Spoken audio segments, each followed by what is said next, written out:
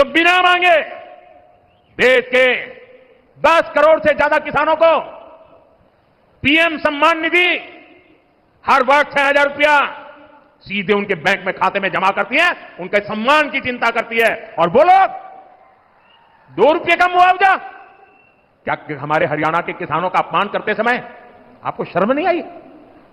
ये सम्मानित किया जाता था। इसलिए मैं आज आप लोगों को हाथ जोड़ करके काम दे रहा हूं और मुझे विश्वास है आप इस काम को करने में कभी पीछे नहीं हटेंगे। जब भी कांग्रेस के लोग आपसे किसानों की बात करें, आप उनसे एक बात पूछोगे? जरा जोर से बोलिए ना, पूछोगे? जरा उनको पूछना कि आप जो हरियाणा में बड़ी बड़ी बातें करते हो, बड़ी बड़ी घोषणाएं कर देते हो, तारे तोड़ करके लाने की बातें कर रहे हो, अरे भाई तुम्हारी कर्नाटका में सरकार है, तेलंगाना में सरकार है, हिमाचल में सरकार है, कुछ तो लागू करके दिखाओ। जरा इसको इतना पूछ लीजिए। ये यहां बातें करते हैं और वहां लागू नहीं करते हैं। कर्नाटका में इनकी सरकार है, वहां कांग्रेस सरकार बनने के बाद सैकड़ों किसान आत्महत्या कर चुके हैं। सच्चाई यही है कि कांग्रेस देश के किसानों के जान की दुश्मन है। वो सिर्फ किसानों को झूठ बोल सकती है। यहां कांग्रेस ने एमएसपी पर भी आपसे सिर्फ झूठ बोला है।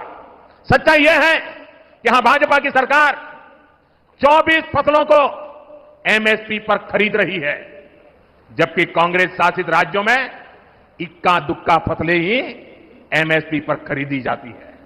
आप मुझे बताइए, ऐसी धोखेबाज कांग्रेस पर क्या हमारे किसान भरोसा कर सकते हैं? क्या हाथ ऊपर नहीं, मुंह से बोलिए, भरोसा कर सकते हैं क्या? साथियों, हरियाणा का भरोसा तो भाजपा पर ही है। बीते 1 दशक में भाजपा ने यहां विकास को नई गति दी है। यहां चारों तरफ चौड़ी सड़कों का जाल बिछाया गया है। आज 5 जोड़ी वंदे भारत ट्रेनें ये मेरे हरियाणा में चलती है। हिसार से रोहतक जाने के लिए हंसी हिसार रोहतक लाइन शुरू कर दी गई है। इससे हिसार से रोहतक पहुंचने के लिए समय आधा हो गया है। साथियों, ये क्षेत्र अब एक बड़ा व्यापारिक केंद्र बनने की तरफ कदम बढ़ा चुका है।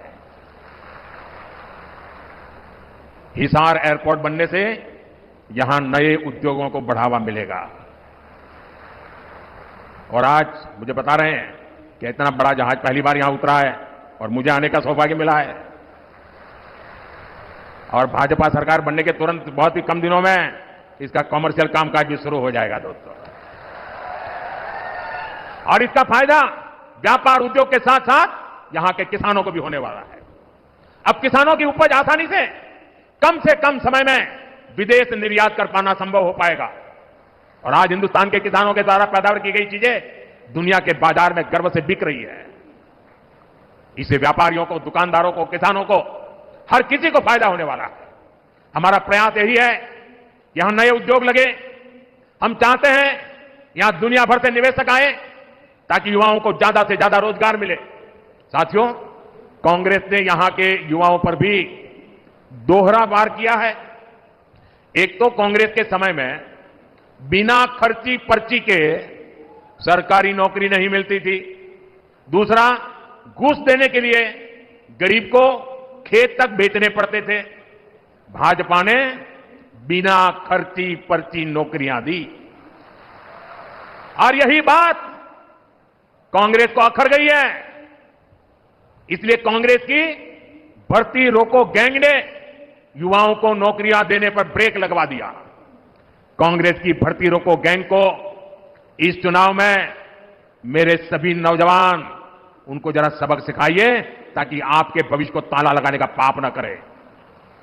साथियों, कांग्रेस सिर्फ लूट खसूट ही नहीं करती बल्कि निर्लज्जता से उसका बचाव भी करती है।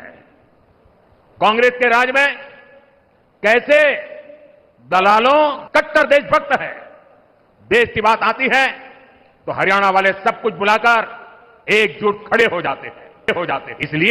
इसलिए कांग्रेस का असली चेहरा भी आपको याद रखना है। आज की कांग्रेस अर्बन नक्सलियों के चंगुल में है। मैं कोई ढकी छुपी बात नहीं कर रहा। कांग्रेस के नेता विदेश जाते हैं तो किससे मिलते हैं? ये उन लोगों से मिलते हैं जो भारत के दुश्मनों की भाषा बोलते हैं। कांग्रेस के इंटरनेशनल पार्टनर वो लोग हैं जो दुनिया भर में भारत को बदनाम करने में जुटे हैं। विदेश में जाकर कांग्रेस के नेता वही भाषा बोलते हैं जो भारत का बुरा चाहने वालों को पसंद आती है। आप भी सोचिए, आखिर क्यों पाकिस्तान कांग्रेस का समर्थन करता है? कांग्रेस की नीतियों को पाकिस्तान को पसंद आती है। साथियों, हरियाणा के लोगों को कांग्रेस के वादों इरादों से बहुत सावधान रहना है। कांग्रेस ने कहा है कि वो जम्मू कश्मीर में फिर से 370 वापस लाना चाहती है। कांग्रेस फिर से पत्थरबाजी और बम बंदूक को हवा देना चाहती है। जिन पत्थरबाजों ने हरियाणा के बेटे, फौजी बेटे जो वहां ड्यूटी कर रहे थे, वहां के पत्थरबाजों ने उनको लहूलुहान कर दिया। अब कांग्रेस ऐसे लोगों को रिहा कराना चाहती है। अब बताइए, ये अर्बन नक्सली कांग्रेस किसके साथ है? ऐसी कांग्रेस को हरियाणा का किसान, हरियाणा का नौजवान और हरियाणा की माताएं बहनें क्यों पसंद करेगी, क्यों वोट देंगी? साथियों, आज 28 सितंबर है।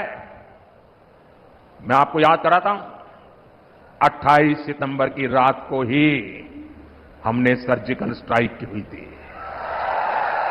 तो अभी दोस्तों आप लोगों ने प्रधानमंत्री मोदी जी का पूरा भाषण सुना है और भाषण तो काफ़ी बड़ा था, लेकिन मैंने जो मेन बात है गरीबों, किसानों, युवाओं के लिए जो उन्होंने कहा है उसी के संबंध में आप लोग को भाषण सुनवाया है। अब मैं आप लोग को मुख्यमंत्री डॉक्टर मोहन यादव जी का भाषण सुनवाते हैं, क्योंकि मध्य प्रदेश के युवाओं को भी अब रोजगार मिलने वाला है। इसके संबंध में डॉक्टर मोहन यादव जी ने बड़े बड़े देशों से उद्योगपति बुलाए थे, जैसे जो है फैक्ट्री में लोगों को काम मिले, इसके लिए सरकार हर संभव प्रयास कर रही है, प्राइवेट सेक्टर में भी और सरकारी सेक्टर में भी।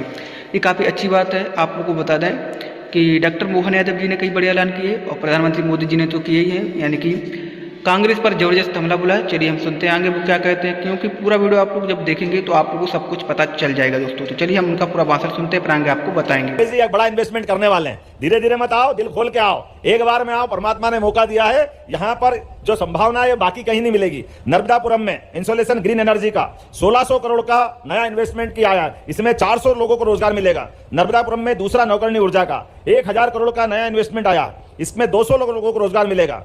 नौकरणी ऊर्जा के क्षेत्र में बहुत सारी बात बता सकता हूं, लेकिन अभी तो हमारे अलग अलग ये अपना आधा सत्र हुआ है। आधा सत्र राउंड टेबल के आधार पर बहुत सारे अलग अलग प्रकार के निवेशक मेरे मित्र सामने बैठे हैं। मैं आप सबका स्वागत करता हूं, अभिनंदन करता हूं। ये बात सही है कि मेरे पहले हमारे अलग अलग विभाग के कई पीएस ने अपने विभाग की विस्तार से योजना बताई है। हमारी योजनाओं के साथ हमने अपने निवेशकों का विश्वास दिलाने का प्रयास किया है। लेकिन यह भी बताना चाहूंगा कि कई सारे पीएस अभी बोल ही नहीं पाए।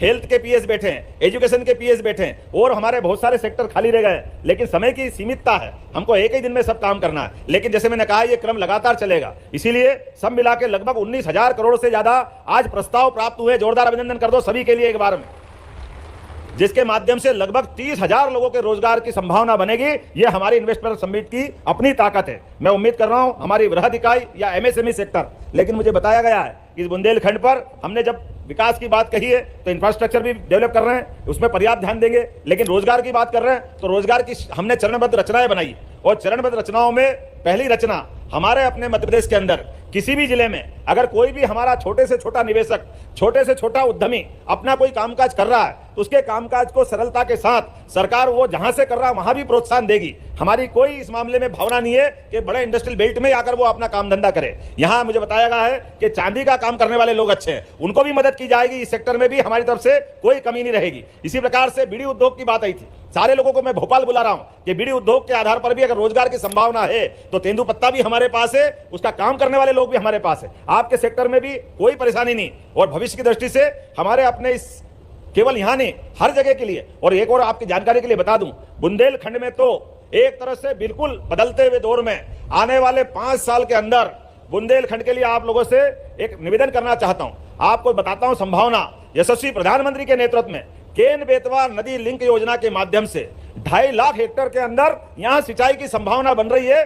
बड़े पैमाने पे पूरा क्षेत्र बदलने वाला है। जितना ये कष्ट भोग करके पुराने समय में बुंदेलखंड के लिए जो तकलीफ थी, आज के दौर में आने वाले समय में पूरा का पूरा क्षेत्र बदलकर समूचा क्षेत्र ये पंजाब को पीछे छोड़ेगा, इसकी गारंटी ले सकता हूं। इतना अपने आप में यहाँ एग्रीकल्चर की संभावना रहने वाली है। और न केवल हमारे सिंचाई के क्षेत्र में बल्कि पशुपालन को लेकर के हमने नेशनल डेयरी डेवलपमेंट बोर्ड के माध्यम से एक MOU किया है और आने वाले 5 साल में अभी देश का 10वां हिस्सा के बराबर दूध हम उत्पादन करते हैं, लेकिन हमारा लक्ष्य है कि आने वाले समय में हम 5वें नंबर पे पहुंचे, डबल उत्पादन क्षमता बढ़ाएं। तो जो कृषि उत्पादन के साथ साथ किसानों की भी आय डबल करने के लिए दूध उत्पादन में उनको अपना सहभागी बनाएं। इसी प्रकार से हार्टिकल्चर का बहुत बड़ा सेक्टर है, हार्टिकल्चर के सेक्टर में भी हमने बहुत अच्छी पॉलिसियां लाई है। इसलिए फूड इंडस्ट्रियों की बड़ी संभावना भी इसी क्षेत्र में